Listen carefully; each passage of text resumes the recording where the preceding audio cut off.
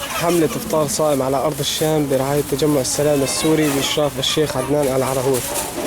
تجهيز الوجبات الإفطار في ريف حلب الغربي الأتارب.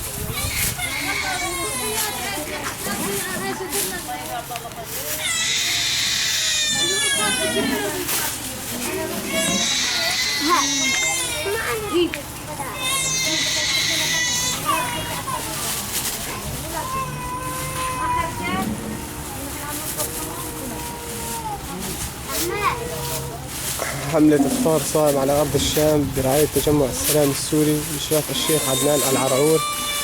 تجهيز وجبات الإفطار في ريف حلب الغربي الأتارب.